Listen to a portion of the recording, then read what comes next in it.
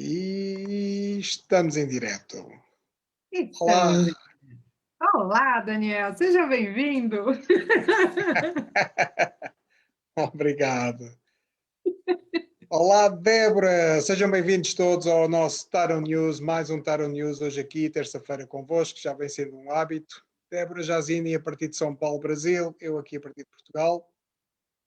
Hoje temos um convidado especial que está um bocadinho atrasado, por isso nós vamos aproveitar e falar aqui algumas coisas interessantes Exato. relacionadas com a questão da semana e também do mês. Mas, antes disso, passar aqui a palavra à Débora para dar a oportunidade de cumprimentar os nossos ouvintes e pessoas que já estão a começar a entrar e a dar as boas noites e a dizer olá e começam a chover já as mensagens. Muito bem, então, uma boa tarde para quem agora está conosco e um bom dia para quem nos vê depois e uma boa noite para quem estiver vendo depois no canal do YouTube. Que, aliás, não esqueçam de entrar nos nossos canais, colocar lá gostei, fazer parte dos nossos canais, né? Tanto do Daniel Fernandes como o meu, Débora Jazini, que nós temos matérias interessantes que nós fazemos aqui no Facebook. E também adiciona o sininho para você saber todas as vezes que a gente vai colocar um vídeo novo, né? Então, para quem só está acompanhando aqui no Facebook, mas nós temos esses canais abertos, né? Então, que a gente não esquece. Nosso convidado já já vai chegar, já mandou mensagem, que está em trânsito, porque em São Paulo, apesar deste momento de pandemia, ainda tem trânsito. Eu acredito que aí também, né? Que vocês já estão no pós, né?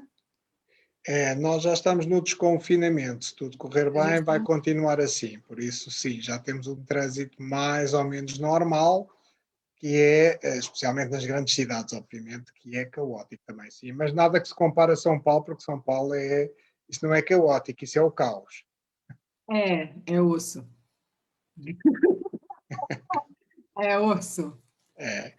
Mas esta semana, Débora, e nós fazemos sempre também esta ponta, esta ligação, esta rúbrica, temos aqui algumas partes interessantes em relação à astrologia, certo?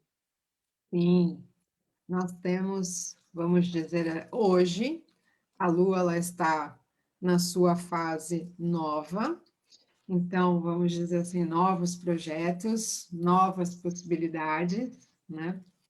E a Lua Nova, ela sempre nos traz a oportunidade de inovarmos, de dentro do nosso autocuidado, dentro do nosso processo de autoconhecimento, né?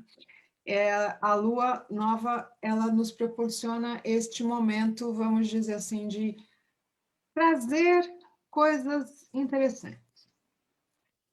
Hoje ela está no signo de Touro, né? É um dia, vamos dizer assim, gourmet. Por quê? Touro adora uma coisa gourmet, né? Touro, Lua em Touro, então, mais ainda, porque sendo um tema de casa 2, né, que é a casa dos bens materiais junto com o autocuidado, é o dinheiro que nós fazemos no dia a dia. Então, essa lua em Touro é uma lua, vamos dizer assim, outro dia eu até mandei mensagem para a Sandra perguntando, como é que fala, aqui no Brasil a gente fala uma pessoa bico fino, e como é que vocês falam mesmo, hein? É gente fina. Gente fina. Então, hoje é um dia de gente fina. Né? Porque a lua em Touro ama especiarias, perfumes importados, gosta de uma boa vida, né? Ou seja, e trabalha para isso. Isso é que é o mais importante, né? Porque são pessoas que gostam de coisas mais refinadas. Então, hoje é possível que vocês já são 8 horas da noite, mas para nós aqui ainda que 4 horas ainda tem uma noite, né? Ainda tem trabalho para caramba até meia-noite. Ainda tem 6 horas aí de lerê, minimamente. Então, mas é o procurar, né? Então, hoje ainda está em Touro, amanhã ela está em Touro, depois ela vai para Gêmeos, vai para Câncer, e a última semana, praticamente, do Sol no signo de Áries, ou seja, Sol no signo de Carneiro, né? E é uma semana especial, porque a nossa energia, energia do elemento fogo, ainda está muito potente, mas ela já vai assim dando uma diminuída, né?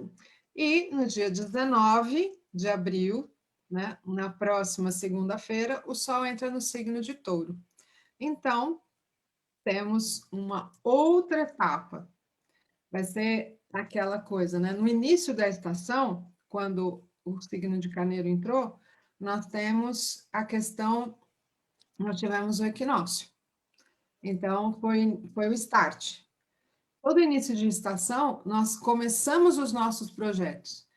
E aí, quando chega no signo de Touro, é o apogeu, porque nós vamos colocar, materializar, para depois em Gêmeos finalizar e partir depois, quando chegar em Caranguejo, aí tem o solstício, aí temos outras etapas. Mas você vai me contar qual que é o padrão. Por acaso, enquanto tu estavas a falar, eu estava a ver com muita atenção e estava aqui realmente a avaliar, e sim, vamos aproveitar e vamos falar aqui um bocadinho do padrão deste mês.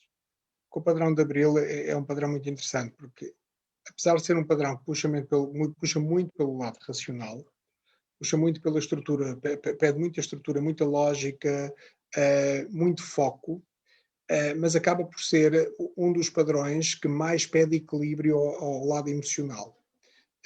Até porque, apesar de, em termos de elementos, estamos a falar de um padrão terra, ele é um terra ligado a um ar, mas é um ar terra com uma base muito emocional. Eu sei que isto pode parecer aqui um bocado paradoxo, mas é o que é. Porque vamos ter aqui a Terra o pedir de pés no chão, mas o pedir de pés no chão pela via mental, mas que ao mesmo tempo exige o equilíbrio emocional. E então um dos grandes momentos, não é que as pessoas vão sentir isto, mas um dos grandes momentos do mês de Abril é a ausência, o sentimento de vazio. E este sentimento vai estar presente numa forma pouco simpática, não é um sentir de vazio simpático, não é um sentir de vazio de meditação, de estar ligado com o todo, de estar ligado com o mundo espiritual. Pelo contrário, é uma sensação de vazio. Por isso, obriga-nos, este mês, a uma constante e permanente foco e atenção entre as minhas emoções estarem equilibradas ou vazias. Então, isto às vezes pode ser um bocadinho problemático, porque nós podemos achar que isto, associamos isto a uma série de acontecimentos da nossa vida, mas lá está, ele vai estar associado ao facto do padrão do mês estar explícito e propício a isso. Né? Propício a que a qualquer momento a pessoa possa sentir que o seu lado emocional não está preenchido, está vazio. Então há aqui uma sensação de maior estranheza e de maior tristeza.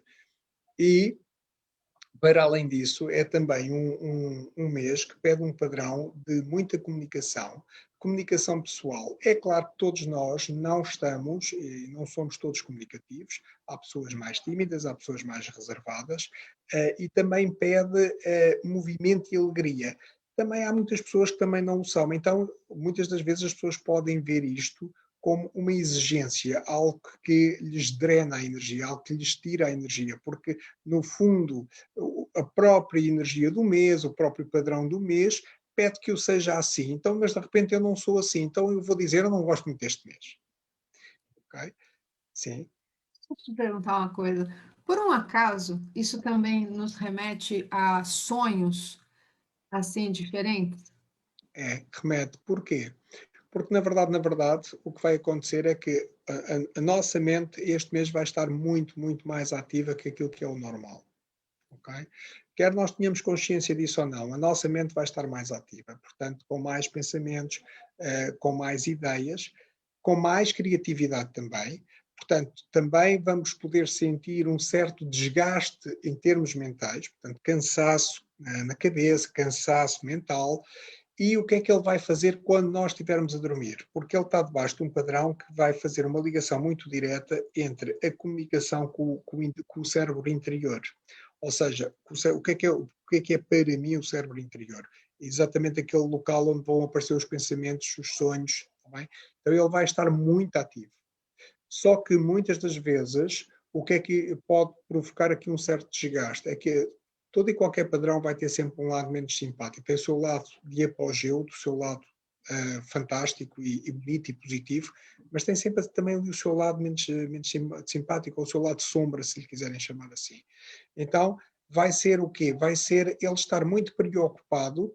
Este mês inconscientemente transporta-nos para uma grande preocupação da nossa parte sobre as ligações que nós fazemos, ligações menos boas que nós fizemos e como é que eu posso realmente solucionar isto, ou mesmo até desvendar aqui esta ligação mais negativa. Como é que eu posso resolver isto? Como é que eu posso anular isto? Como é que eu me posso proteger disto? Porque vai haver uma consciência maior em termos mentais das ligações que eu faço ao mundo exterior que me são nefastas.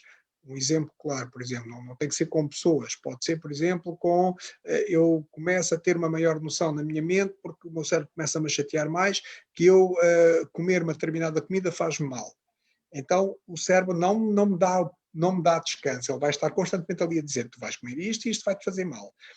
Da mesma maneira que eu começo, por exemplo, a achar que está na altura, sou fumador e quero deixar de fumar. Então o cérebro vai se tornar um bocadinho obsessivo, porque vai estar sempre ali a chatear a cabeça da pessoa. Então, se queres deixar de fumar, este é o momento para deixar de fumar, porque isso faz-te mal. Portanto, este padrão de associação, de ligações, associações menos boas para nós, é um alerta, não é o lado sombra a funcionar no sentido de que vai-te acontecer algo de mau às ligações que tu vais fazer. Não, ele está mais em alerta para as ligações que nos são nefastas. Então, o que é que ele vai fazer? Vai acionar o outro lado do cérebro, que é que soluções é que eu tenho, quais são as possibilidades que eu tenho de me livrar disto, o que é que eu posso verdadeiramente fazer. Então, é um mês que pede depois então esta estrutura, este passar à prática. Não posso ficar só pela teoria, porque apesar de ser um padrão muito mental, e automaticamente nós poderíamos achar que seria um padrão por lógica teórico, não, porque ele é um elemento terra, portanto ele pede exatamente a concretização, ele pede a materialização, ele pede que se faça. E Sim, sim, pede também para que a gente esteja presente, né? é isso. Esteja muito mais consciente daquilo tudo que você faz, do que Isso, você precisa fazer e isso. daquilo que, por exemplo, tomar consciência daquilo que precisa ser mudado. Isso, porque há pouco tu estavas-me a perguntar sobre os sonhos, então nos sonhos o que é que vai acontecer? Quando o meu cérebro está um pouco mais descansado, então ele vai-me buscar aquelas ligações que não são boas para mim. Então ele vai atuar aqui, né? Ele vai agitar aqui estas águas e vai estar constantemente a dizer-me, nem que seja pelo sonho, né? A transportar-me para sonhos mais ativos também porquê? Porque eu estou debaixo de um padrão mais ativo, mentalmente mais ativo, portanto a minha mente vai ter mais consciência disso. Então podemos ter realmente também um princípio de noites mais mal dormidas. Okay? Não é obrigatório para todos e eu quero que isto fique claro, senão... Sim, É, com certeza. isto, Mas sabe uma coisa que eu noto também? Bom, aí, é assim, como eu já tive a oportunidade de várias vezes estar neste período, né, do mês aí, assim, começa a fase mais linda, pelo menos para mim, né? Mais encantadora, porque aqui nós começamos o entardecer mais cedo e a gente já está se preparando para o inverno, né? E vocês não, vocês estão exatamente na contramão, que vocês estão se preparando para o verão. E esse período, as noites, o sol se estende até mais tarde. Então, assim, a luz, ela também corrobora para que nós possamos ter mais prazeres, né? isso, Porque, assim, existem pequenos prazeres que o dia a dia, principalmente aí, não sei se é o meu olhar de encantamento, né? de apaixonada, vamos dizer assim, mas existe muita poesia nesse momento, né? E essa coisa mais concreta de você não só observar as coisas que você precisa concretizar materialmente, mas assim, como você mesmo falou, quais são os padrões que eu preciso mudar em mim, quais são as coisas, e todo esse mental conversando o tempo inteiro, né? Ele muitas vezes nos traz uma exaustão, porque e é isso que faz com que as noites também fiquem mal dormidas. E é Isso, prestar atenção do tipo, não vai brigado com você para a cama, né? isso, mesmo. Porque não vai contrariado para a cama. Porque às vezes tem pessoas que lutam para vou dormir porque precisa dormir. Mas tem pessoas que não, que elas parece que precisam aproveitar um pouco mais do seu tempo e acha que dormir é bobagem. E não é. E o Não, nosso organismo super precisa disso. sem dúvida. E Concordo. faz bem para a pele, faz bem para o humor, faz bem para tudo. Então não é à toa. E você sabe que estudando, né, que a gente quase não gosta, né? Faz final fazer da vida, né? Então vai estudar. Mas até para poder fazer as aulas e incrementar algumas coisas, eu achei algumas tabelas, não que eu já não conhecesse, mas assim, eu não faço ainda uso delas, mas eu ando tendo cuidado de me nortear em em mudar os hábitos para poder chegar numa coisa mais equilibrada, né? Ou seja, tentar fazer. E faz uma diferença enorme essa coisa que eu te falei agora, assim, de não ir dormir brigado com você mesmo. Isso, Porque muitas vezes a gente vai contrariado sem com dúvida. todos os acontecimentos do dia, porque é a hora que você faz a reflexão. Eu, pelo menos, faço aquele balanço, eu tenho meu caderninho de anotação, né, fazer avaliação, olha, preciso melhorar nisso, preciso, né, fazer aquilo, trazer algumas outras coisas. Mas Sim, é o que temos para hoje, né? é, mas é super interessante estás a tocar nisso, Débora, na questão de como é que nós nos sentimos. Porquê? Porque se nós pegarmos neste padrão do mês, ele é um padrão 4, mas no seu interior ele funciona no desdobramento. Okay? Ele tem um desdobramento. E isto é aquele estudo que eu tenho aprofundado ao longo da minha vida e tenho feito a tese de estudo da E minha vida. esse processo chama-se Chama-se NTC. Mas no fundo, né? no fundo, o que ele estuda é mesmo padronologia. E então, quando há o desdobramento do padrão, o que é que nós vamos encontrar? Vamos encontrar exatamente um elemento fogo com um elemento ar, né? Que dá aquela tónica da primavera, não é? O início da primavera, o começo da coisa, mas depois o lado sombra, vamos encontrar um padrão emocional. Então isto transmite-se em quê? Ainda hoje, por acaso, eu reparei nisto e por isso é que, quando tu estavas a falar, saltou-me à vista o que tu estavas a comentar, que foi, esta manhã, nós acordámos com um dia chuvoso. Okay? Então é Aqui como se, de repente, aquele lado, né, que a primavera nos traz, que este padrão nos traz de fogo, ar, né, de repente apagou-se isso tudo e vem aquele lado melancólico. Né? Então deu aqui um bocadinho a sensação de um dia um pouco mais pesado, um pouco mais... Né? Não denso. tão mais denso, não tão aberto, não tão mais cansativo, e é engraçado porque vai-se buscar exatamente aquilo que tu estavas a comentar. Outra coisa ainda, porque o Marcelo ainda não chegou e nós não gostamos nada de Ele falar. acabou de mandar mensagem assim: estou subindo. Ele mandou E nós não 10 gostamos. metros de instantes, nós teremos o nosso convidado. Eu estou aqui atento. Uh, mas também não gostamos nada de falar. Outra A gente parte não gosta interessante. nada, né? Nada. Outra parte A interessante. gente fica nessa coisa assim, quem vai falar primeiro? Outra parte interessante, e que também podemos analisar aqui pelas cartas do tarot, Este ano, o mês de abril está associado a um padrão 17. Ok? E então, isto faz um mês de abril especial, este ano concretamente. Porquê? Porque é um mês de abril que pede reflexão interior. E pergunta ao meu interior quem sou eu.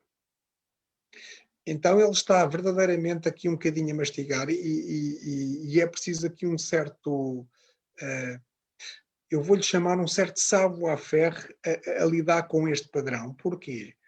Porque o lado negativo deste padrão é o lado depressivo. Ele pode-me transportar para um lado depressivo, porque se eu de um momento para o outro começo a achar que não tenho o meu lugar no mundo, que não me encaixo, que os meus desejos não são correspondidos, as minhas vontades não são atendidas, então eu começo a ficar, começo a mergulhar na tristeza.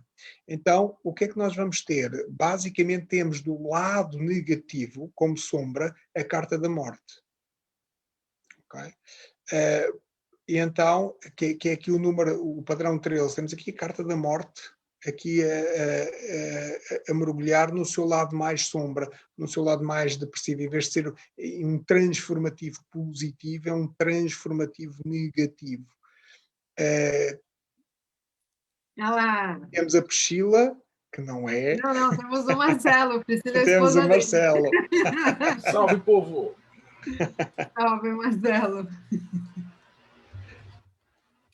Viva, Marcelo! E aí, estão me ouvindo? Tudo bem. Tudo bem. Vamos só, eu vou só pedir para vocês. Eu vou só pedir, Marcelo, vou-te só pedir para fazer uma. Prontinho. Ok. Agora está melhor? E aí, agora vocês estão me ouvindo? Sim, tranquilo. Salve, Daniel. Salve, Débora. Obrigado. Está vendo a gente em casa. Demorei, mas pelo menos agora minha mãe tem segunda shot da vacina, então problema menos. Com certeza. Marcelo, vou só pedir um grande favor, ou eu posso fazer isso, é tranquilo, se podemos renomear, que é para não confundir entre Priscila... Renomei porque eu estou usando o computador dela. Ok. Eu vou só renomear Marcelo, estou aqui para o Marcelo, para os amigos da net. Isso. Aí. Muito bem, Marcelo, seja bem-vindo. Aí está o nosso convidado. Nós estávamos aqui a falar, não foi a queimar tempo, mas estávamos aqui a falar, que estava a dizer à Débora que nem eu nem a Débora gostamos de falar. Mas assim, foi na correria, porque no final das contas acabei tendo que ver esse negócio de vacina e tipo, tem uma chance e teve que correr lá. Claro. Mas foi totalmente... Não, quando eu disse que não gostamos de falar, é exatamente o contrário. Nós adoramos falar, por isso tivemos aqui a oportunidade de estar aqui a falar com o nosso público. Marcelo, seja bem-vindo ao nosso programa Tarot News. Okay? Muito obrigado, em primeiro lugar, por teres aceito este nosso convite. Okay? Estamos em direto aqui para Portugal, também para vocês, São Paulo, Brasil, e outras regiões do Brasil, com certeza, outros estados. O Marcelo, que é uma pessoa relativamente conhecida da Débora, certo? Débora, queres fazer as honras de nos apresentar o Marcelo? Então, hoje nós temos um convidado de garbo e elegância. Num dia de lua em nós temos um convidado que, assim, eu sou fã do trabalho do Marcelo. Eu conheço desde 2012, quando nós participamos do Tarot Masters, né, onde nós tivemos com Mary Gear, com o Marcos Katz, com a Thali, e com outros convidados também, né? Então, nós fizemos parte deste evento, aí que nós nos conhecemos. E o Marcelo e eu temos uma coisa em comum, porque nós estudamos no mesmo colégio, nós estudamos no Arquidiocesano em São Paulo. Então, mas eu não me lembro dele lá, e acho que ele também não lembra de mim nessa época. Então, provavelmente a gente estudou em épocas diferentes, mas, enfim, nós estudamos no mesmo colégio. Então, a gente já tem, vamos dizer assim, algumas coisas em comum desde a tenra idade. Bom, mas falar de Marcelo significa falar de uma pessoa que tem, vamos dizer assim, um currículo fantástico. Não só em questão de pessoa, de um estudioso, mas como ser humano. e é uma pessoa que tem um projeto muito importante e assim, ele tem um carisma muito grande, né, dentro da nossa área. E quando eu falei para o Daniel, eu falei assim, eu quero tanto entrevistar o Marcelo, primeiro porque em agradecimento por você também ter nos convidado para o Projeto Mayhem, né? Tanto eu quanto o Daniel. Então, agora é a nossa vez de retribuir esse carinho, né? Então, além de você estudar no ARC, né? Nosso famoso ARC, você fez arquitetura na FAU, em São Paulo. Você é especialista em semiótica, história da arte e religiões comparadas. Bom, como escritor, vamos dizer assim, la crème de la crème, como se diz em Portugal também. Então, tem um trabalho fantástico com RPG, e assim, mudou a vida de muitos jovens, trouxe para o mundo geek e para o mundo nerd, você introduziu a espiritualidade, isso eu acho um trabalho fantástico, né? Bom, não posso nem dizer que não sou sua fã, né? Então a gente tem assim, a gente tem um tarô, a gente tem outro tarô, a gente tem o outro tarô, qual mais que está aqui, bonitinho. Aí depois a gente abre aqui e temos o quê? Temos este livro fantástico que é o Tarô Hermético. Gente, babem. E aí nós temos também a Cabala Hermética.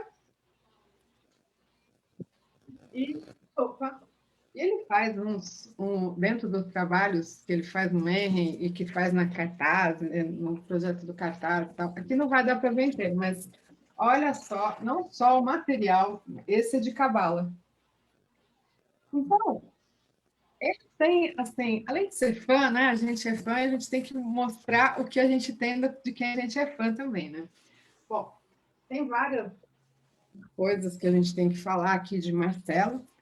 Além de tudo, né, tem os board games, escreve sobre ocultismo, filosofia, hermetismo, cabala, tarô e alquimia.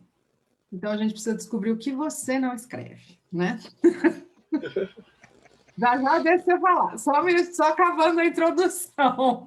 É porque falar de você, a gente tem que falar tudo completo, né? Ou seja, tem que dar todas as minúcias. Bom, você também faz parte da maçonaria, tem o Projeto Mayhem, como nós falamos antes. Tem também, além dessas duas enciclopédias, tem a enciclopédia da mitologia, que eu ainda não tenho, mas é a próxima aquisição. Tem a Demo Editora, tem o Projeto Cartaz, que você ajuda muitos autores a realizarem os seus sonhos de ter o seu livro, e também o seu, vamos dizer assim, seu RPG e tarô. É casado com a Priscila e tem uma linda filha que chama Lilith e 2 filhos recém-adquiridos, né, vamos dizer assim, Cereberos e a Calíope, que, segundo a sua postagem, eles têm um olhar, como é que é? Case com alguém que olha como esses 2 olham para você como um torresmo. Bom, o que mais? Gente, ele escreveu e já vendeu mais de 250 mil livros. Ou seja, Marcelo, conte-nos tudo. Marcelo, antes de avançar, eu vou só pedir aqui, vou fazer aqui algumas perguntas, porque eu gostava, no fundo, também de mostrar um pouco quem é o Marcelo a Portugal. Também para as pessoas que me conhecem aqui em Portugal, o Marcelo é uma das pessoas que eu gostaria de trazer a Portugal. A Débora, ok, não se fala, a Débora faz parte da mobília da casa, mas o Marcelo realmente, também para as pessoas perceberem o respeito que eu tenho pelo Marcelo. O Marcelo é uma das pessoas que eu gostava de trazer a Portugal, exatamente por tudo aquilo que a Débora falou. Mas a primeira pergunta que nós gostamos de fazer neste programa, porque este programa destina-se exatamente no fundo, a falar um pouco sobre o caminho que cada pessoa levou até onde está, neste momento, e também poder ser uma fonte de inspiração para outras pessoas que nos possam estar a ouvir. A primeira pergunta que eu te vou colocar, Marcelo, é como é que tu mergulhaste nesta vida? Eu acho que eu não tive nem escolha. Não tive nem escolha. Eu nasci numa família que já era espírita, então eles já estavam acostumados com assim, incorporação, centro. Minha mãe trabalhou 40 anos na Federação Espírita, né? Mas eu mergulhei pessoalmente quando eu fui fazer intercâmbio na Inglaterra, e aí a hora que eu cheguei lá, tipo, moleque, com 14, 15, e eu fiquei numa casa que era uma família de druidas barra bruxaria tradicional, né? Então, eu demorei, tipo, 25 anos para descobrir quem os caras eram mesmo. No Projeto Mayhem, quando eu estava entrevistando o cara Gun Griffith lá nos Estados Unidos, ele conhecia o pessoal, que era uma dissidência da galera que trabalhou com o Gerald Gardner e não sei o que, pessoal. Mas naquela época, sabia nada, caí de paraquedas, ia ficar por lá e eles falavam assim, pô, já que você está aqui, você não quer seguir, conhecer essa cultura e tal? Eu falei, beleza, vamos lá. E aí você vai para o círculo de pedra e os caras vão fazendo o ritual e tal, e de repente o cara incorpora lá, né? E na época eu não sabia, às vezes você tinha uma certa noção, conhecia aqueles médiums do espiritismo e tal, mas a hora que você via, que mais tarde eu comparei com o Exu, só que de uma outra cultura, né? Então ele incorporava ser nunos. Né? Então o cara chegava e mudava completamente. O cara que era o meu pai lá, né? Ele mudava completamente e aí ele assumia, né? Então colocava uma capa, charuto, e aí ele falava coisas de mim, do Brasil, que ele não tinha como saber. E aí eu fiquei, obviamente, como moleque, mega impressionado, né? E outros incorporavam ali seres da floresta. Né? E aí eu fiquei com aquela coisa e falava, caramba, né? Tem que lembrar pro pessoal que está assistindo agora que isso era uma época muito... não existia internet, não existia comunicação entre Brasil e Europa, era feita por carta, ou tinha que ligar na meia-noite para acertar o pulso e não sei o quê. E aí você falava 5 minutos porque custava uma fortuna. Então era uma outra realidade. Eu fiquei isolado do Brasil, né, nesse tempo. E eles falaram, você quer aprender isso daí? Eu falei, mas é lógico, né? Então, em vez de fazer o intercâmbio, eu comecei a estudar só essa parte de bruxaria, entender. Né? Esse pessoal estavam ligados com a Golden Dawn, estavam ligados com maçonaria e tudo. E eu trouxe para cá no final, né, quando eu voltei, um container de livro. E aí veio aquele meu primeiro projeto, que era meu primeiro showzinho, que era compilar uma enciclopédia de mitologia. Aí eu procurei em português e não tinha muito, né? Aqui você tem no máximo um Câmara Cascudo, o Thomas Bulfinch, uma outra tradução. E naquela época era difícil, né? Nem essas tinha do Câmara Cascudo. E eu comecei fui seguindo com esse projeto. Mas ainda o computador era aquela coisa assim super precária de tela verde, assim. Meus primeiros trabalhos eram num WordStar, que a tela era azul e era tipo um TXT, assim, né? Hoje o Notepad era melhor. E eu ia lendo e traduzindo e somando, né? Então eu pegava vários autores e ia fazendo isso daí. E em paralelo eu jogava RPG, porque eu conhecia, né? Desde 84, meu pai, assim, na minha família... Uma coisa que nunca faltou foi livro. Então a gente podia... Eles não davam dinheiro para nada, mas livro a gente podia comprar o que quisesse, gibi, tal, o que fosse para ler. Então a gente jogava RPG desde criança e eu comecei a jogar. E quando a Dragão Brasil surgiu no Brasil, que era uma revista de RPG, o editor da revista me convidou e falou assim, poxa, você não quer escrever para a gente? Né? E aí eu peguei esse conhecimento e falei, pô, então em vez da gente jogar com aquele que na época chamava Dungeons and Dragons, né? Era o Caverna do Dragão, quem é da época de 80, 90 vai lembrar do desenho animado, né? Eu falei, em vez de eu fazer um jogo desse tipo, por que eu não faço um jogo medieval real? E aí eu peguei as lendas medievais, né? Então você jogava com o Templário, com o Inquisidor, com o Alquimista, aí tinha um anjo, um demônio, a gente pegava dos grimórios e colocava no jogo e tal. E foi uma sorte, porque foi a época do boom do RPG, então a gente colocava esses livros em banca de jornal, né? Então a tiragem de cada livro meu saía com 20 mil exemplares. Né? Hoje em dia, aqui no Brasil, esse número é uma coisa assim que você olha e fala, não existe isso mais. Não. Porque isso era distribuído em banca de jornal, ia para o Brasil inteiro. Então todo molequinho, né? Criou-se aquele hábito de você, como adolescente, sair do colégio, passar na banca de jornal, comprar os livros de RPG e jogar. Né? cara, eu demorei muitos anos para ter ideia do impacto que a gente teve nisso, né? Eu acho que eu só fui cair de verdade a ficha uma vez que eu estava no hospital, fazendo um exame de rotina, e de repente desce assim, entra um médico e fala assim: você é o Marcelo Del Débio, que escreveu o RPG? Eu falei: sou. Ele falou assim: caramba, cara, eu queria te agradecer muito, porque quando eu era moleque eu não gostava de escrever, e aí eu comecei a jogar RPG, eu começava a fazer as fichas, as histórias, e escrever não sei o que lá, e resultado eu peguei gosto pela coisa, eu passei em medicina. E aí ele falou com o pessoal e desceu mais uns 4, 5.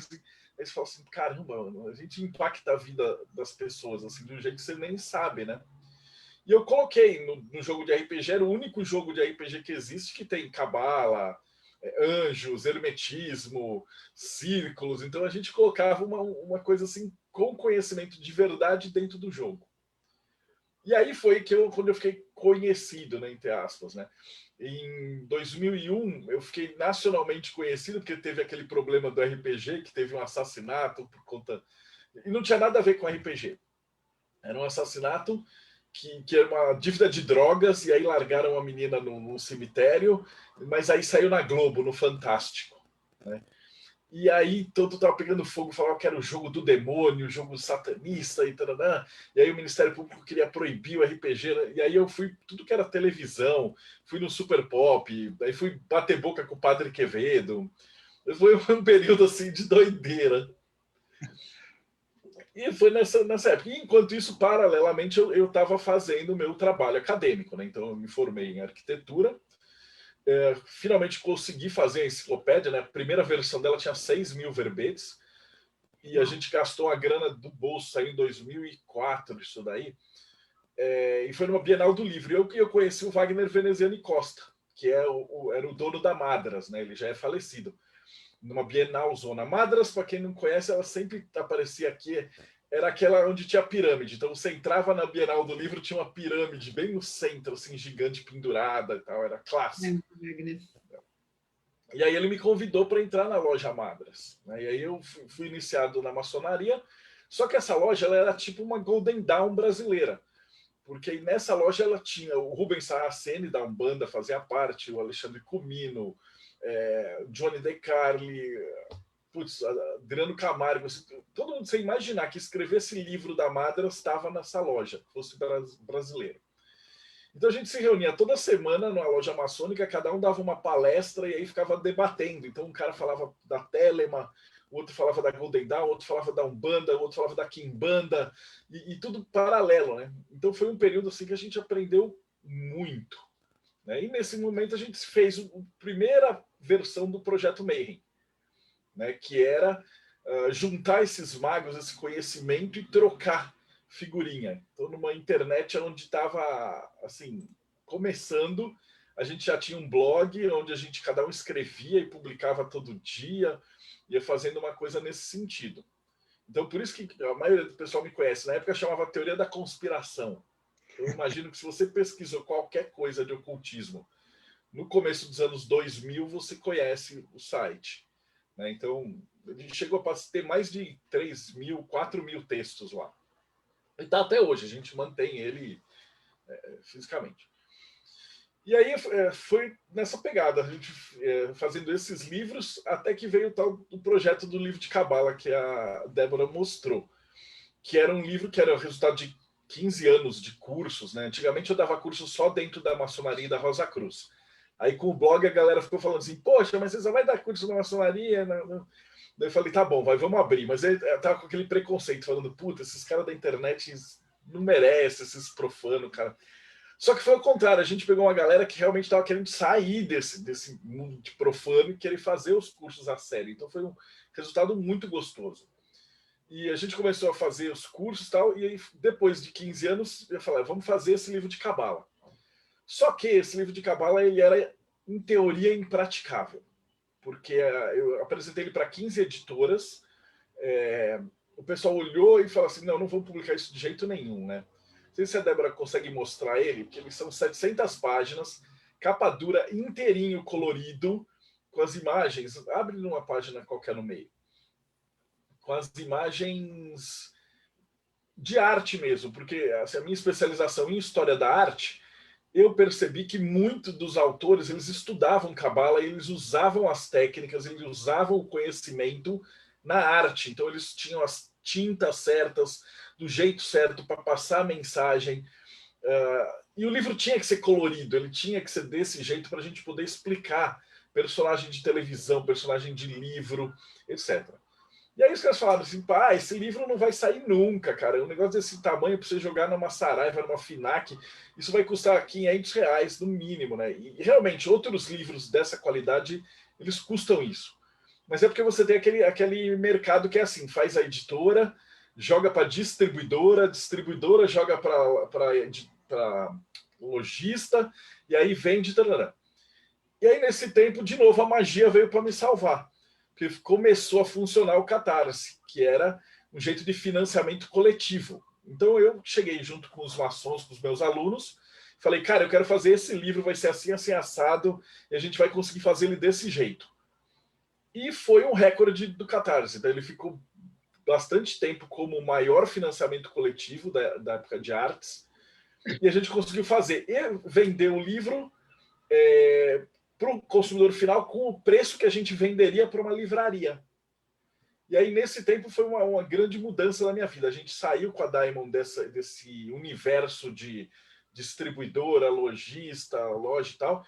Então, o único jeito de você comprar esse livro é direto da editora. E a gente começou a trabalhar direto com o leitor. Então, a gente tem o site, o cara que vai lá, ele gosta do que a gente faz, ele escreve, a gente faz os financiamentos, a galera que topa paga. E tem muitas vantagens, né? Por exemplo, o pessoal que fez o apoio e tal, o nome fica nos agradecimentos, então fica marcado para sempre. Né? Tá lá, você ajudou a fazer essa obra, ajudou a construir isso. E aí foi o que a Débora falou. Depois de um tempo que a gente começou a ajudar outros autores que também tinham esse problema. Então, desenhistas, escritores, né? Esse tarô que ela está mostrando é um tarô hermético da Cabala. Então, ele não tem desenhos, mas ele tem os diagramas de correspondência. Então, quando você olha o arcano, ele tem a cor, o anjo, o demônio, a esfera, o planeta, o signo, a runa, os dados, a letra hebraica, a numerologia, tudo que você precisar para estudar. Né? E no fundinho tem ali uma ideia do tarô original. E aí a gente pegou desenhistas, tal. Então o que a gente tem feito agora? Procurado autores bons, que tem coisa legal de nicho, que a gente sabe que se eles forem lançar por fora e tal, não vai ter um mercado tal. A gente junta essa galera que quer estudar e coloca o autor em contato direto com o público, sem esses intermediários, né, de livreiro e de distribuição de tudo. Então, no final das contas, acaba todo mundo ganhando, né? Então, a editora ganha porque tem um público grande, o público ganha porque ele consegue um material de qualidade absurda num preço de distribuidora. A gente consegue pegar os caras bons e pensar. Então, foi um negócio que revolucionou aqui no Brasil, né? Tanto que agora, Marcelo, desculpa, deixa só fazer outra pergunta para ti. Tu és uma pessoa de grande conhecimento, ok? Isso é notório, nem sequer se coloca. E de um conhecimento muito profundo, de um conhecimento de estudo, de um conhecimento de lamber livros. Muitas das vezes o universo das pessoas, da espiritualidade e por aí afora, pelo menos aqui em Portugal vê-se muito isso, e também já vi isto em vários países, já visitei vários países, eu vou reconhecendo nas pessoas uma certa insegurança, muitas das vezes, em expor a sua espiritualidade, falar sobre a espiritualidade e aplicar, inclusive, alguns conhecimentos. Eu, o pouco trabalho que conheço de ti, não te conheço tão bem quanto a Débora, mas tudo aquilo que eu percebi da tua pessoa, tu és uma pessoa que mergulhaste verdadeiramente e segues à risca. Portanto, tu não falas uma coisa e fazes a outra. Tu pões em prática. Aliás, há pouco achei fantástico quando estavas a dizer que havia um conhecimento que era aplicado à arte e era aplicado com rigor. E nota-se que tu fazes muito isto na tua vida. Há muitas pessoas a tentarem fazer isso. Como é que tu achas, qual é que seria o teu conselho, aqui a tua inspiração para que as pessoas realmente percam esse medo de se assumirem como espirituais, como pessoas esotéricas? O que é que tu... Não ouvi, Débora, desculpa. Ocultistas. Ocultistas. O que é que tu podes inspirar nesse sentido? Então, eu não tive muita escolha, né? Porque uma vez que tipo, é o meu livro que está no Jornal Nacional, com os caras falando que ele é responsável pela morte das pessoas do jogo de Satã, é a minha cara em tudo que é noticiário, então eu não tenho muita opção, né? Mas, assim, no dia de hoje, principalmente aqui no Brasil, que a gente tem essa galera evangélica, fanática, doida, ignorante em cima, então, meu conselho hoje em dia seria o contrário, se preserva, mas dentro da internet você tem grupos, né, o Mayhem é um deles, onde você pode se expressar livremente. Então, eu acho que aquela ideia de ordens iniciáticas, secretas e tal, que tinha na antiguidade para a proteção, ele está voltando, né? Ele está voltando. Da minha parte, não só de livro, eu acho que eu tive uma sorte. Hoje em dia eu sei que não era sorte, que eu já conversei com tanta entidade, porque no período que eu estava na Madras foi o período que eu me separei do meu primeiro casamento, então eu não tinha o que fazer. Eu chegava em casa e falava, eu não quero ir para casa, então eu ia de segunda a sexta, ou em loja maçônica ou em terreiro. E eu tive a sorte assim de ter como parceiro o mestre Sarraceno, o mestre Cumino. Então eu chegava e fazia a pesquisa e falava, eu estou pesquisando Ogum. Tá, Ogum é Gevurah, na Cabala. Mas Gevurah é energia de Marte e tal. Então aí eu falava para ele assim, tem algum pai de santo bom em alguma gira que tenha um caboclo de Ogum para eu conversar? Ele falava, vai lá no Tamandaré, no tal dia tal. E aí eu visitei todos os terreiros que vocês puderem imaginar, de tudo que vocês imaginarem, sabe? De satanismo, quimbanda, umbanda, voodoo, eu já fui. E não só ir, mas como eu tinha indicação desses tatás e dessa galera da loja maçônica, eu conversava com o responsável, eu tinha um tratamento VIP, vamos falar assim. E aí eu sentava para conversar com o Exu e tal, e às vezes o cara deixava ali, fazia os atendimentos e tal, e me levava para um canto e falava, eu preciso te falar isso, isso, isso, isso. Então muito do que eu coloquei no livro foi muito de prática, de ver a entidade. Né? Então eu entrevistei Preta Véia que falava assim, cara, eu tô aqui desde a Grécia. E a gente não conversa isso, mas como você sabe o meu nome grego, eu posso te contar isso. Né? Porque é óbvio, essas entidades estão do lado de lá, a gente está do lado de cá, isso sempre aconteceu, e esses caras não têm tempo. Então, quando você está falando dos espíritos, dos vikings e darará, que o cara jogava o osso, é a mesma entidade, ele só fica mudando de nome. Né? E isso eu achei que foi muito importante. O primeiro choque que eu tive na Europa, quando vim na Umbanda e ver que era a mesma coisa, depois afundar nisso daí e perceber que, cara, no shintoísmo, você desce as entidades ali, aqui a gente tem o preto velho, lá tem o chinês velho. Mas é a mesma história, porque é o arquétipo. E conseguir tabular isso, né? Eu brinco, eu falo, eu tenho 5 planetas em Virgem. Então, isso, meu mapa astral veio perfeito para fazer enciclopédia, guia e tal, né? Eu tenho Sol, Vênus, Marte ali, tudo em Virgem, Lua em Gêmeos, ascendente em Áries, e Júpiter em Peixes. Então ele está todo sincronizado ali. Então, estudando assim, eu já vim para cá com isso. Não é um negócio tipo eu caí de paraquedas. Eu não sei lá. Hoje eu tenho essa consciência. Né? E a gente chama de verdadeira vontade. Então eu gosto de explicar e falar e conversar disso daí. Então, o meu conselho que dá para as pessoas é assim: você gostou disso, você sabe, você entendeu que tem alguma coisa além de Malkuth, né? Além desse mundinho profano e tal, vai ler, vai procurar, busca uns caras que sabem. Eu brinco e falo, na Cabala é muito bonito, você tem ali na árvore da vida, né, o desenho do mapa. Débora, me faz um favor, abre aquele mapão na árvore, que aí eu vou... Para o pessoal que está de fora, de repente, cara, eu estou falando grego aqui com eles, né? Você quer desse aqui? Esse aí, só abre ele. Então, nesse diagrama da árvore, né? Eu tô falando, vai que a audiência não sabe nada, então eu não quero ficar parecendo maluco aqui, né?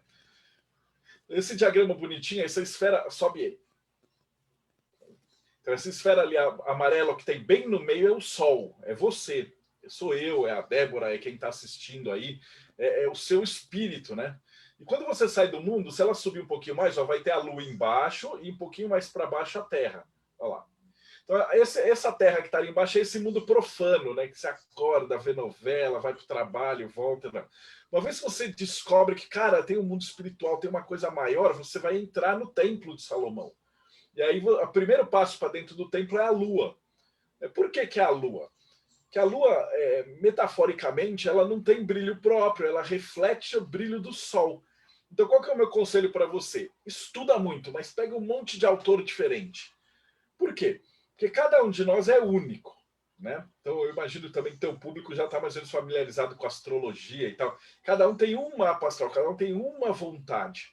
E você vai pegar centenas de livros, ou dezenas, o máximo que você puder. Cada livro você vai olhar e falar assim, olha, esse autor aqui é muito bom. Aí você vai pegar outro livro e falar, cara, esse autor é muito porcaria. Aí você vai pegar outro livro e vai falar, cara, esse autor falou umas coisas boas e umas groselhas. Aí você vai pegar outro livro e falar, esse cara aqui falou um monte de besteira, mas isso aqui eu gostei. Por que isso? Porque assim como a lua tem lua crescente, lua nova, lua cheia e tal, esse tanto de informação, o máximo de informação que você puder ter, reflete a luz do sol. Quem é a luz do sol? É o você de verdade. Então, se você tem um espírito budista, você vai ler livros budistas, eles vão refletir o que você gosta. Você vai ler os outros livros lá, teosofia e tal, você não vai gostar. Outro vai adorar e não vai gostar do budismo. Então, para você se conhecer, a primeira coisa que você tem que fazer é ler bastante. Por isso que a lua na alquimia vem antes do sol. Então, nada desse diagrama está aí de acaso, né? É uma coisa muito bonita. Então, quando você vai entendendo isso, aí você vai fazendo a jornada. Depois ali você vai ter que estudar, você vai ter que vivenciar isso. Tem uma série de processos, mas o primeiro passo agora que você descobriu que tem alguma coisa legal do outro lado, procura um monte de autor e vai selecionando. Com o tempo você vai achar quem sabe e quem só está falando besteira. Marcelo, tu és um defensor do despertar?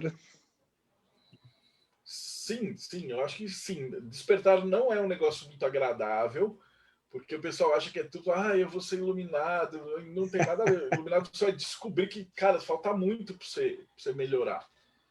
Então não é uma coisa muito agradável, mas é uma coisa necessária. E aí, porque a hora que você descobre é igual no Matrix, quando tira o Neo de lá e ele olha e fala, cara, olha onde eu tô aqui. É mais ou menos a mesma sensação. Aliás, Matrix é um filme gnóstico muito forte. E quando você descobre assim, cara, puta, olha esses caras dormindo aí, assistindo novela, perdido no futebol, não sabe o que é da vida, eles são uma engrenagem, né? O Gurdjieff falava, estão mortos, estão dormindo, máquinas dormentes. E a hora que você começa a despertar, você começa a ir para a arte, começa a ir para outras coisas também, né? Porque magia não é só mágica, é beleza, é arte, é desenho, é música de qualidade. Então você vai buscar o que é bom. Eu tinha um professor que falava assim, não tenta ir para o que é fácil. Acostume-se com o que é bom. O que é bom não é fácil, é difícil, você é burro. Você precisa estudar mais. Você pegou um livro clássico, né? Pegou Camões, achou difícil, você que é burro. Camões é bom. Então você precisa adquirir mais palavras, adquirir mais conhecimentos e tal. Você não entende um quadro clássico, estuda mais. E aí você se puxa para cima. Né? Essa é a ideia. E hoje em dia a gente está muito acostumado com a galera querer ser alimentado com alfafa, né? Só porcaria. Eu não sei como é que está o cenário cultural daí de Portugal, mas aqui no Brasil está uma desgraça. Assim. O pessoal não quer ler, o pessoal não quer estudar. A música aqui é meia dúzia de xingamento. Tá muito feio. Então, hoje em dia, ser um mago significa você meio que sair desse mundo profano e ir para um negócio que vai te dar mais trabalho, vai te dar mais dor de cabeça. Mas a recompensa é muito maior, não só em qualidade de vida, como qualidade intelectual e coisas belas que você se cerca. Marcelo, deixa-me fazer-te outra pergunta. Já falámos aqui um bocadinho sobre o teu projeto, tocámos aqui um bocadinho nos nomes. Portugal tem, com toda a certeza que existem pessoas que conhecem o teu projeto, mas também tenho a certeza absoluta que não é uma coisa tão divulgada e tão falada como no Brasil. Se alguém, em termos de Portugal, algum dia achar que seria interessante contactar-vos, falar convosco, por questão... Sim, Débora, sim. Ele já esteve em Portugal. Já fui Sim, para Portugal, não, fui duas vezes. estou a falar do projeto em si, não estou a falar do Marcelo, estou a falar do projeto em si, das pessoas poderem, a partir de Portugal, ou de outro país qualquer, estamos a falar de Portugal porque eu estou aqui em Portugal. Okay? Tu consideras o teu projeto como um acolhedor, uma espécie de escola, um acolhedor de pessoas que possam entrar em contato convosco caso queiram realmente aprofundar mais? Sim, a ideia é essa, né? Porque lá não tem, tipo, um ditador que fala, eu mando, né? Na verdade, não é só eu, tem a Pri, tem mais umas 20 pessoas. E o pessoal mais antigo, né? A gente faz os rituais do ano, né? Então, o pessoal da bruxaria chama de sabá.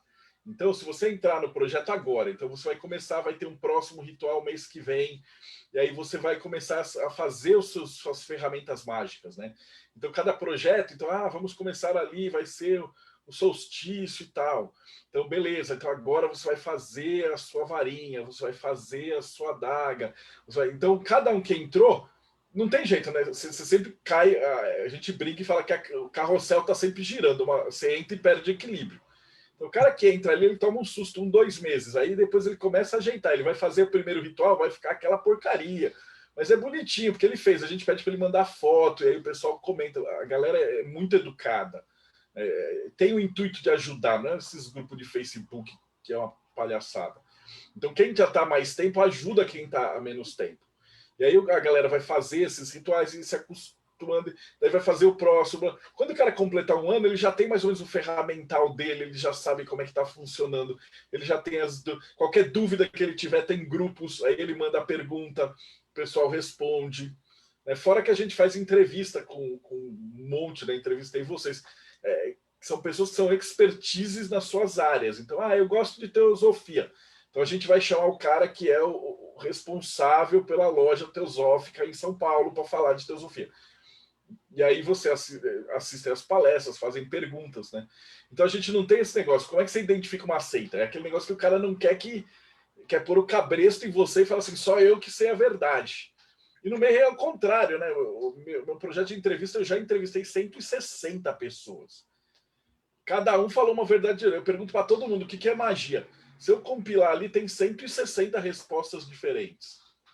Pô, eu entrevistei um padre da Igreja Católica exorcista e eu entrevistei um satanista raiz. Cara que trouxe ali, traduziu a Bíblia satânica. Então tem todo tipo de ponto de vista possível, assim, de budista, né? Eu entrevistei o pessoal, o responsável pelo templo da... fugiu agora. Os Hare Krishnas, daí de Lisboa. Então, a gente está indo pegando em pessoas do mundo, né? Conversei com a grande druideza da França, o cara que coordena o grão-mestre da maçonaria do México. Ele estava explicando para a gente como é que é o Dia de los Muertos. Então, a ideia do Mayhem é que não é que tipo, eu vou mandar como que tem que ser a sua espiritualidade. Não, eu vou te dar todas as que eu conheço e você que escolhe. Então, essa é a pegada. Por isso que o Mayhem faz tanto sucesso. Porque você pega outros grupos assim, o cara quer ser o reizinho e começa a falar, e aí aglutina, e aí o cara quer ser o bam, e ele fica com medo, porque ele não tem conhecimento, não sabe. Então, ele não quer que o pessoal veja outros caras falando. Porque se ele achar se o pessoal do grupo for ver outros mestres falando, vão largar o cara porque ele é picareta. Então, se o cara sabe de verdade, ele não tem medo de que a pessoa vá buscar vários outros conhecimentos. Pelo contrário. Então, é isso que a gente procura fazer lá no Mayhem. Dar a maior quantidade de ferramental que a gente puder para o cara pensar sozinho. Tudo bem, pensar sozinho é difícil, né? Então, a gente tem muita gente também que entra e depois o cara sai fora porque não aguenta a rosca. Mas a ideia fica. O pessoal que fica, a gente está vendo que está fazendo um trabalho cada dia melhor. E é um trabalho primoroso, viu, Daniel? Porque ele, além de tudo, tem um acompanhamento, tem uma biblioteca, né, virtual, e tem meio que um Facebook só vamos dizer assim, do grupo, né? A gente tem o grupo no Facebook, tem 11 grupos do Telegram, Então o pessoal consegue trocar muita informação. Marcelo, é fácil encontrar-te no Facebook se nós pusermos Marcelo. O Marcelo, desculpa, eu não apanhei o teu último nome, Marcelo. É Marcelo? Deixa eu pegar aqui. É Deldébio. Quer ver? Vou rename aqui. Até porque eu tenho aqui alguns comentários deste lado que. Se aparecer esse nome, se você digitar esse nome você já acha fácil. Okay. Ou no Facebook, ou no meu próprio blog. Boa. Porque eu tenho aqui algumas pessoas que já estão a fazer aqui alguns comentários a mostrarem algum interesse, né, por aquilo que tu estás a explicar, por aquilo que tu estás a mostrar. Marcelo. E tem o Marcelo também tem o Instagram dele, que é mdeldébio, e tem o site dele, que é www.mdeldébio.com.br. Okay. Então é Deldébio só no site. Ou Projeto Mayhem. O Projeto Mayhem. Marcelo, tu tens sido uma pessoa que tens vivido, volta a este ponto, porque eu acho que este ponto é muito importante. Aliás, tu explicaste aqui algo fabuloso, tu explicaste no fundo o conceito daquilo que este planeta mais mostra, que mostra-nos diversidade. Isso é uma coisa que eu defendo muito. Às vezes as pessoas vêm falar comigo e falam comigo e vêm falar e defender uma só teoria, uma só visão, um só conceito. E uma das coisas que eu mais digo às pessoas é: olhem para o planeta onde vocês não estão em Marte, vocês não estão em Vênus, vocês não estão em Mercúrio, vocês estão num planeta que é diversificado. E isto transporta uma mensagem muito importante, que é a abertura para vários entendimentos, várias compreensões. Poderá ser até o princípio do entendimento de como é que o todo pode funcionar. E tu há pouco falavas muito aqui sobre realmente abrir para vários conhecimentos. Existe algum conhecimento para ti que seja, para ti pessoal, Marcelo Deldébio, para ti pessoal, que seja mais importante? Não sei, cara. Eu sou apaixonado pela cabala hermética. Então eu sempre vou falar, cabala hermética. Porque a maioria do pessoal, eles gostam muito da cabala judaica, só que a cabala judaica é muito complexa. Você tem que aprender o hebraico, você tem só os nomes de Deus, tem um conhecimento muito valioso. E aí tem a cabala cristã, que é a que o pessoal pegou na Idade Média e trouxe, que deu origem lá ao martinismo, rosacrucianismo, alquimia, que é mais fácil de entender. E no fim a gente tem a cabala hermética, que é a que pega dos ensinamentos de Hermes. Então tem astrologia, tem tarô, tem toda essa parte esotérica junto. E aí você pode usar todos os ensinamentos da cabala clássica e pode usar filme, Deus e anjo e demônio. Então o que você puder pegar que te traz um conhecimento dentro da cabala hermética, você pode usar. Então, por isso que é o que eu gosto. Eu acho que de todas as filosofias, ela é que tem menos dogma. Na verdade, ela não tem nenhum dogma, né? É como o Crowley falou, faz o que tu queres. Assim, você pode estudar de qualquer jeito, que tudo vai ter ali uma correspondência. Porque no final das contas, tudo foi uma mesma palheta. Então, os rituais que a gente tem de vários egrégoras diferentes, várias ordens, vários grupos, você consegue traçar aí uma origem histórica, e um saiu do outro, teve contato com o outro, então tem um pouco de cultura no meio, mas você pode aproveitar tudo, sem ficar preso em dogma. Então, o maior problema que tem do estudante de esoterismo religioso e tal, é o cara ficar preso nessas teias de aranha de dogmatismo e falar assim, só esse método que funciona. Não é. Ok. E outra pergunta, Marcelo, e esta pergunta obviamente é para quem está deste lado, porque quem está deste lado conhece-te bem melhor. Tu costumas dar consultas, se as pessoas te contactarem, tu estás aberto a consultas? Então, eu sou casado com uma médium que foi mãe de santo, a Pri Martinelli, ela manja absurdamente de tarô. Tanto que foi ela que escreveu toda a parte de combinação. Então, para quem for me procurar querendo uma consulta, eu vou falar assim, fala com a minha esposa. Né? Porque eu sou muito da parte assim, você quer aprender os símbolos do tarô, né? Então meu curso de tarô ele é o seguinte, eu pego desde o século 13, 14, a gente vai traçando toda a história do tarô, eu vou colocando os arcanos do tarô e falando assim, olha aqui, no começo o louco era assim, aí tinha um cachorro que mordia ele, porque ele era um forasteiro, e aí eu vou explicando toda a parte histórica, arquetípica, né? Por que colocou não sei o quê, por que tem uma trouxinha, por que... Blá, blá, blá. E a minha esposa tem essa vidência mesmo, né? Então ela consegue sentar com você, tirar as cartas do tarô e te mandar o que você precisa saber. Então, para a galera que quer consulta, essas coisas, eu falo assim, tudo bem, pode até falar comigo, eu vou te passar o contato dela. Enquanto isso, eu estou passando aqui, esse aqui é o último trabalho do Marcelo, que é o tarô que ele fez, que é o... Esse a gente pegou um desenhista por mais de um ano e a gente foi colocando símbolos nele, né? Eu lembro tarô hermético. Eu acompanhei um pouco esse trabalho, porque você me mostrou algumas cartas quando a gente foi fazer o congresso da Casa de Tarô de Lisboa. E aí você me mostrou, falou assim, olha, né, olha, vai ter a questão das cores, tal. Então, essas cores, olha, esse que ela está segurando é o 6 de bastões, que é Vitória, né? Vocês são tarólogos, vocês sabem. Mas aí por que ele é amarelado? Porque assim, o 6 de tarô ele tem a ver com o Sol, né? E tá dentro do arcano, né? O Sol em Leão. Então a gente colocou isso dentro da carta. Então o cara que manja de astrologia, ele usa isso dentro, né? Então ali, ó. Ali o 7 de bastões, protege o seu 8 de bastões. Olha os sinais, né? Por isso que ele é azulado, porque ele tem a ver com o Sagitário, né? Então, cada um desses a gente foi olhando as cores dentro da Golden Dawn. Então ficou um trabalho bonitão. Ele demorou quase 2 anos para ser feito, mas eu acho que ele ficou um negócio muito bonito. Assim, eu me senti muito feliz com o resultado. Então ele tem as cores dos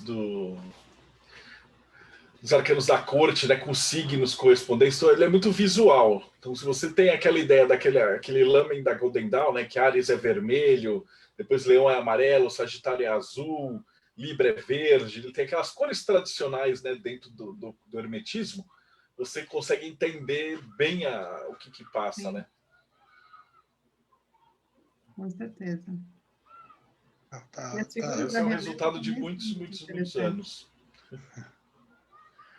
Isso dá trabalho. Mas... O livro de tarô, você tem ele, mostra pro pessoal. Vou pedir depois, Débora, quando puderes, que mostres essa carta que dizia Projeto Mayhem.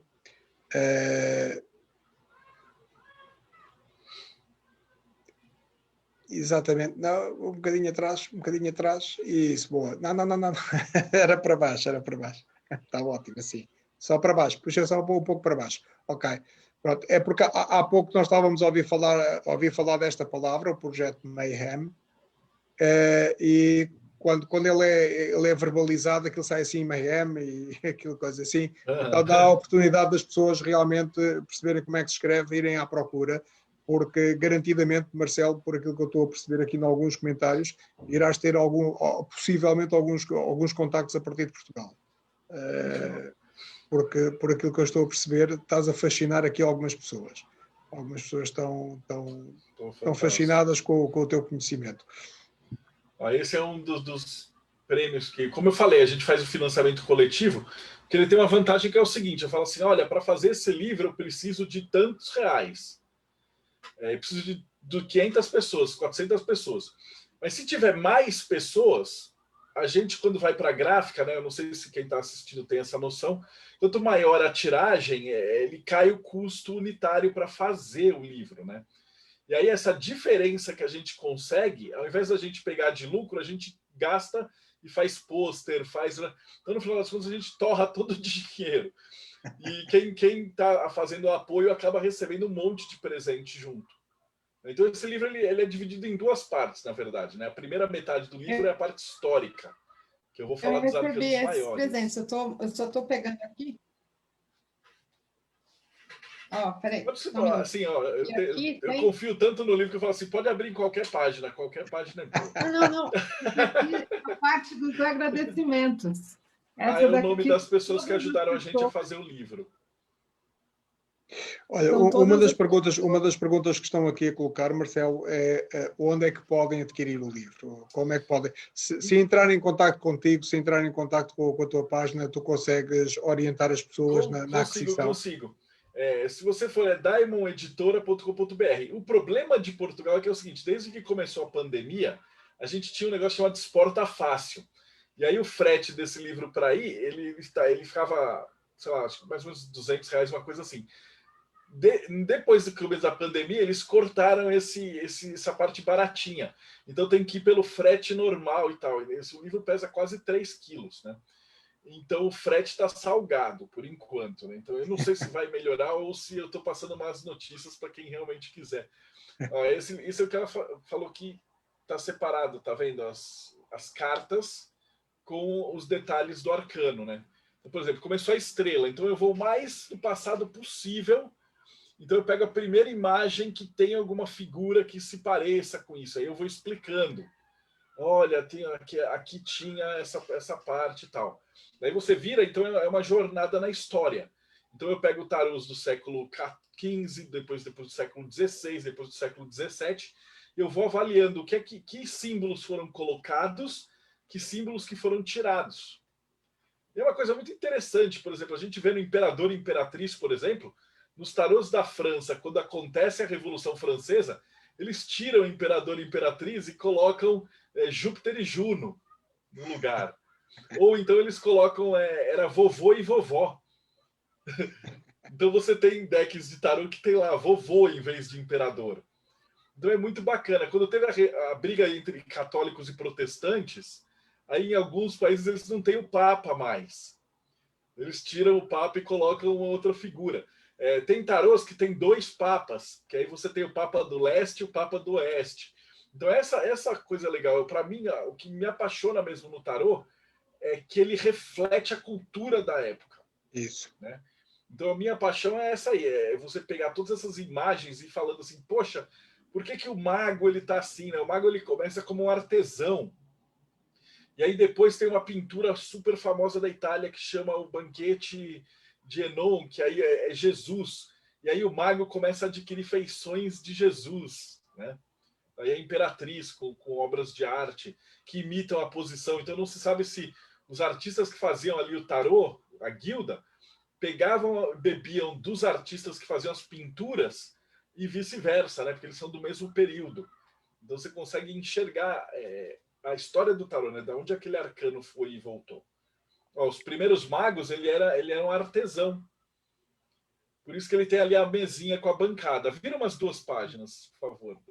Por acaso é super interessante estás a tocar nisto, Marcelo, porque este é o lado, muitas das vezes, do tarô que ninguém conhece. Olha lá. Ou que Esse aqui é o primeiro mago. Esse é um desenho do Bosch, que o mago é um charlatão.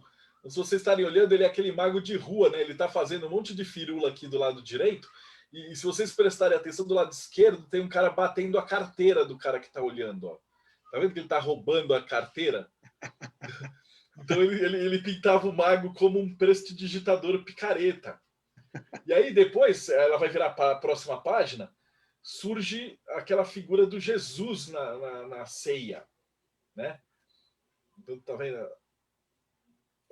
E aqui já começa, né? Ele ainda aqui no século XVI, ele ainda era um artista, né? Então tem os dados, ele era aquele prestidigitador de rua. Então um pouquinho mais para frente. Então tem um Jesus aí, ó. E aí tem essa pintura do Jesus. E aí a partir daí você repara que aí o mago passa a ter esse chapeuzinho na forma do infinito, né, que é o poder divino. Então compara a figura do mago do século XVII do Marsella com a figura do Jesus num banquete. Inclusive as coisas que estão no banquete do Jesus, elas passam a aparecer na mesinha do mago. Então são esses pequenos detalhes históricos, né, que eu fui para a parte acadêmica. É isso que eu estava a afirmar há pouco, que este é o tipo de conhecimento que muitas das vezes não é passado, não é? Porque nós vamos tirar um curso e o que é que as pessoas querem? Querem saber como é que obtêm respostas do tarô, não é?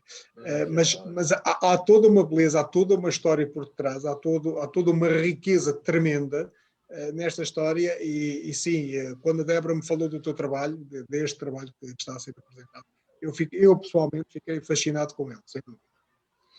Isso aí é a segunda parte do livro. Abre qualquer parte da segunda metade, que é a parte da tirada. Que aí eu sei que aí em Portugal vocês gostam de fazer a tirada com uma carta só, né? Eu lembro quando eu fui para aí, pessoal, tem gente que só usa arcanos maiores e tal. Mas ele é tão vasto e tão rico que a gente fez todas as combinações de maiores e menores. Então, aqui, ó. Então ela teve a pachorra de colocar assim, as palavras-chave. Então é o rei de moedas com o louco. Então, o mago com o rei de moedas e tal. E aí a gente explica hermeticamente, né? Então, por exemplo, o as de moedas, ele é Keter, né? Então, dentro da Cabala, ele representa ali o né? O Deus e tal. Moedas é a matéria. Aí o mago, ele representa um caminho que está ligando ali a Deus, a binar, a ordem, né? Então, quando você entende por essas colocações, fica muito mais fácil de compreender da onde que os autores pegaram as coisas para pôr no livro deles. A gente está estudando tipo o código de máquina do tarô, né? O que está por trás do véu.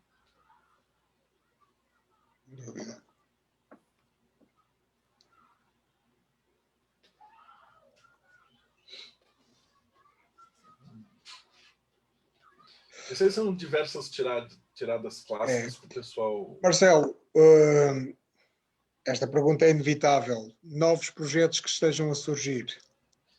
Então, depois dessa pandemia, assim, agora eu estou em casa, eu estou finalizando não, ainda vai mais um ano pela frente, um livro de astrologia hermética. Então, aí a gente vai fazer o que fecha o trio, né? Que seria Cabala, Tarô e Astrologia. Mas também está um outro monstro, porque a gente está estudando assim, né, o que é o Sol, de vários autores, né? No de Tarô, o que eu faço? Ao invés de eu virar e falar assim, o que é o Rei de Espadas? Eu peguei 60 autores e alunos e todo mundo que falou o que era Rei de Espadas, coloquei numa tabela, tirei os comentários repetidos, embaralhei e coloquei o Rei de Espadas, segundo autores, é isso. Sem falar quem falou o quê. Por quê? Porque eu não quero que o cara vire e fale assim, peraí, o Rei de Espadas aqui, o Aleister Crowley falou isso. E aí o Zequinha, que era o meu aluno com uma semana de tarô, falou aquilo. Então você vira um papagaio. Então quando eu embaralho tudo e você não sabe o que o Crowley falou e o que o Zequinha com um mês de tarô falou, você vai olhar o que mais ressoa em você. Então a gente fala, tem um livro de anotações para estudar junto com o meu livro. E aí você anota o que você acha melhor. E o de astrologia eu estou fazendo a mesma coisa. Eu estou pegando os astrólogos clássicos, a gente está pegando as definições e eu estou colocando. Então eu não vou te falar o que é Sol, o que é Vênus. Vênus em Áries. Eu vou te dar várias possibilidades ali que vão traçar uma ideia e aí você consegue... mas isso é mega trabalhoso. Né? Então o livro fica gigante, tem um monte de combinação. Então a gente acredita que no final do ano vai fazer o financiamento coletivo disso aí. Oba!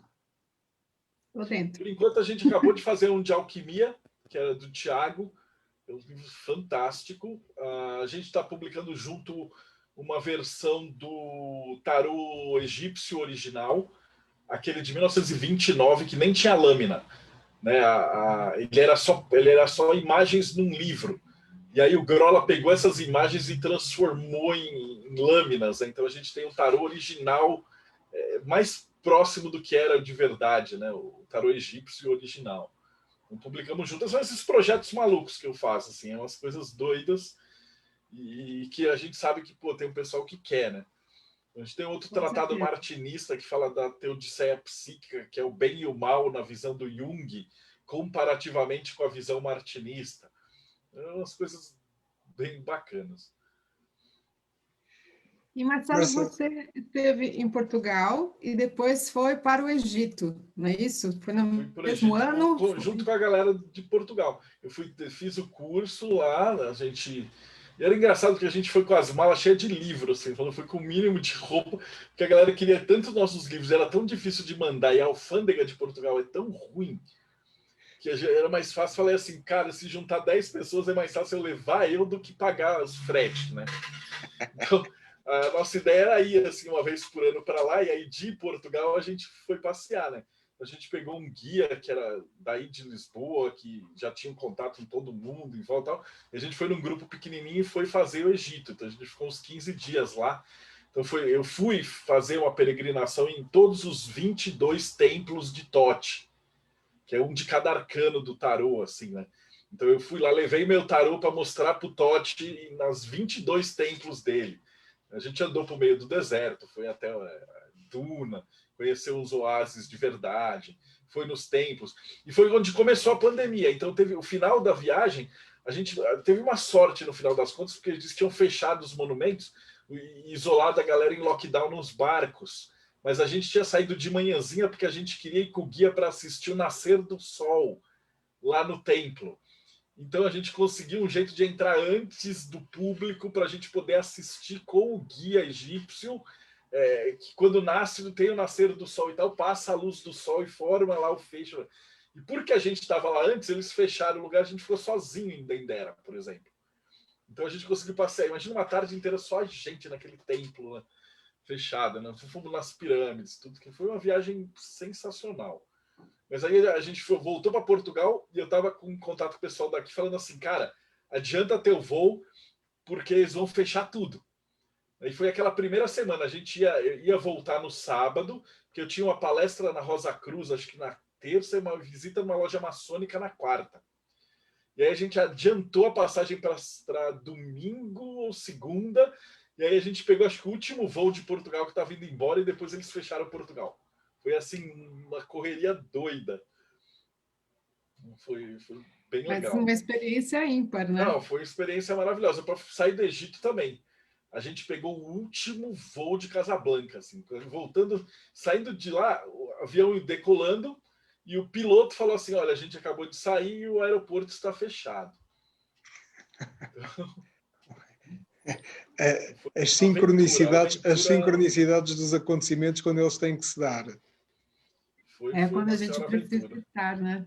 Onde nós mas a gente fala, a gente está muito protegido. Mas também para fazer o trabalho que a gente faz, né, com toda essa egrégora evangélica ignorante que quer tirar tudo isso, a gente precisa de muita proteção. Né?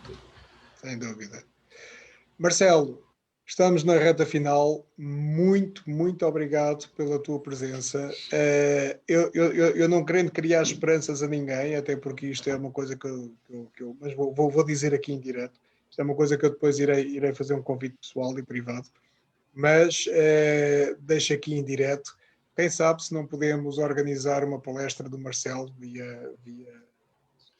vai ser um prazer. É só me falar quando. O meu maior problema é data, porque como agora eu não tô, a gente está tudo trancado em casa, né? Minha esposa, ela estava tomando medicamento, ela estava imunossuprimida, então se ela pegasse uma gripe, então ela ficou trancada mesmo, assim, né? Eu tenho pais idosos, né? Obeso, então a gente estava aqui meio que num esquema de hospital. Então, o que está acontecendo? Todas as lojas maçônicas, faz uma palestra, então eu estou pondo na agenda. Então, eu passo, quando eu não estou gravando de terça, quinta e sábado, de segunda a quarta, sexta, eu estou dando palestra nas lojas. Então, a gente combina com antecedência, você me fala o dia da semana, mas é um prazer, já está marcado. Sem dúvida, porque eu estava a dizer isso porque eu sei que tu és uma pessoa super mega ocupada e por isso é que eu estava a agradecer muito hoje ter estado no nosso programa. Muito, muito obrigada. Vou querer marcar essa sessão contigo. A vantagem é que, como é Portugal, aí para vocês, 9 horas de vocês é cedo aqui, então provavelmente já está tranquilo de marcar, porque o problema maior é as 9 horas, 8 horas daqui do Brasil.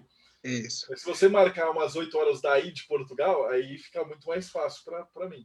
Então pode considerar feito. Super.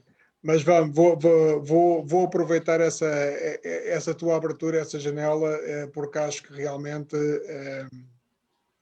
há toda uma sabedoria aí dentro, há todo um conhecimento acima de tudo, muito interessante, e acho que o mundo precisa de beber deste tipo de conhecimento. Por isso, Marcelo, mais uma vez, muito obrigado. Débora. Bom, eu quero que o Marcelo deixe uma mensagem para os nossos queridos teleouvintes, vamos dizer assim. Deixe os seus contatos. É com você. Bom, se o pessoal quiser me achar, digita Projeto Mayhem ou Marcelo Del Débio, é muito fácil. A pior coisa que pode acontecer é você cair nos links, começar a olhar e falar satanista, da ordem da... Porque tem assim, você digita, vai ter as minhas páginas, aí logo em seguida tem a galera falando assim, membro dos Illuminatis, da Nova Ordem Mundial, esse satanista do mal e tal. Aí tudo bem, mas os primeiros links são meus, então é fácil de chegar na gente. O meu conselho é leiam muito autores diferentes, procurem coisas diferentes e construam você mesmo a sua verdade. Se você está no caminho de verdade, não é qualquer outro livro que vai abalar isso. Então desconfia de qualquer pessoa que fala que é o dono da única verdade, é o único cara que é o único caminho. Esses caras geralmente são picareta. Fica aqui no ar e lançado. Vamos tratar. Picareta é uma palavra que tem em Portugal? Tem. Sim, não, é entendível, é fácil.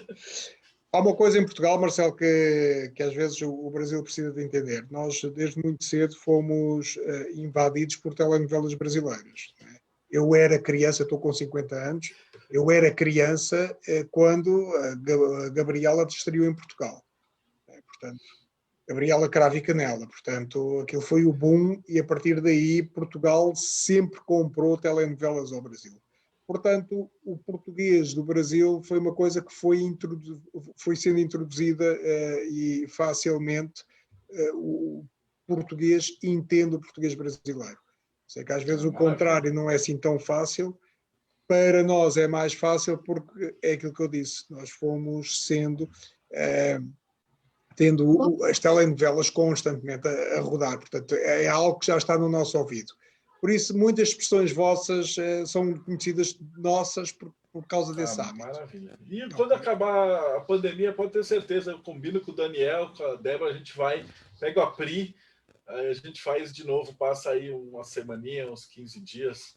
Opa. A última vez a gente deu aula, assim, a gente marcou sábado e domingo curso, aí sábado e domingo outro curso, e aí a gente pegou 5 dias entre os dois para passear ali em Portugal, né?